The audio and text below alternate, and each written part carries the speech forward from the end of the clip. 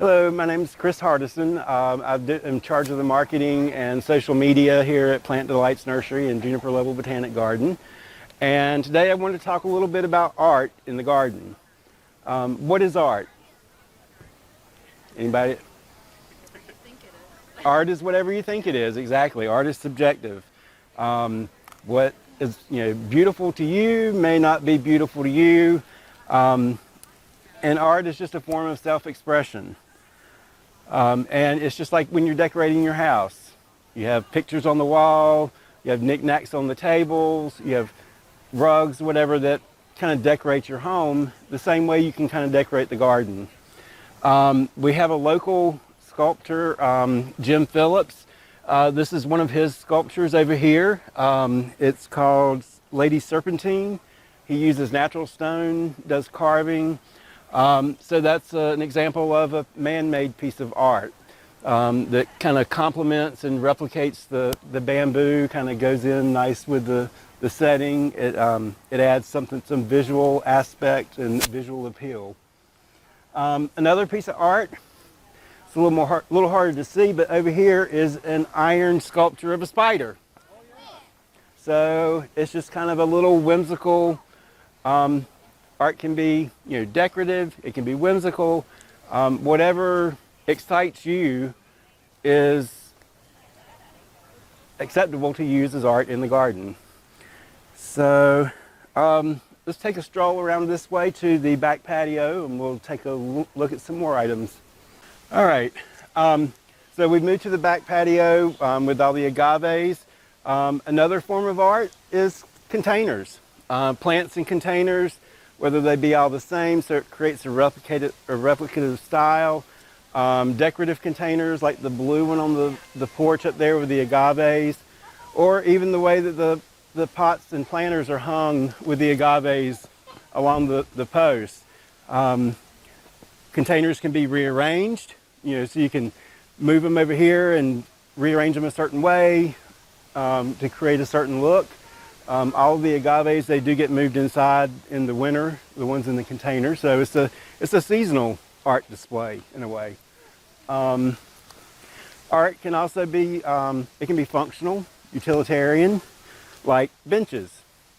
This is a piece of petrified wood that was found in the gardens.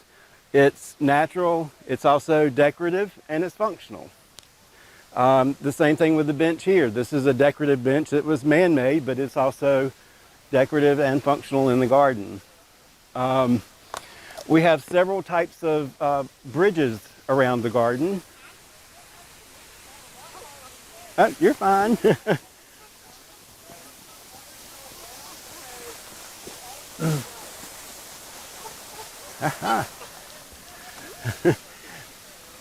She's fine.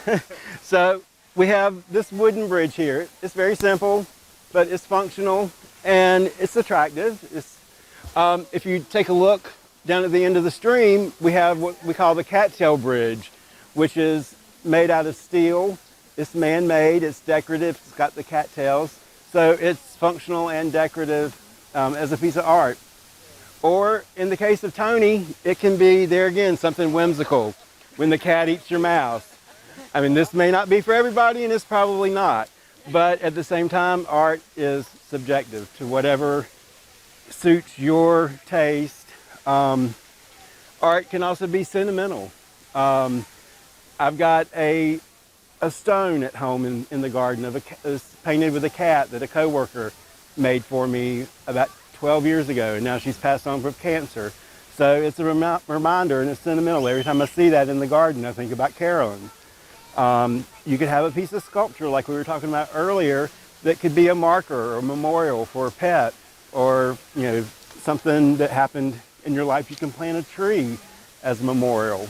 And that was the last thing I wanted to talk about, was planting as a form of art, because the placement of the plants and how they change throughout the season with things blooming at different times and different heights, then that creates like a living picture, a living palette that changes. Over here we have the Metasequoia Alley.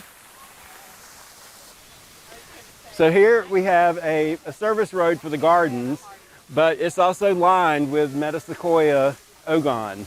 So it's a dawn redwood, which has yellow foliage. It's deciduous, but it creates a line of sight. It creates a vision when you're at one end to the other. In the spring, when it's first flushing out, there's this bright yellow flush, and even from over in the sun garden, you see the yellow.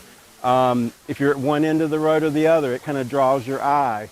And the same in the fall when it has a bright gold fall color. So plants themselves can be pieces of art in the garden. They can be man-made. They can be stones. We've got all kinds of different stones that are functional but also decorative. So art in the garden is basically what you want it to be.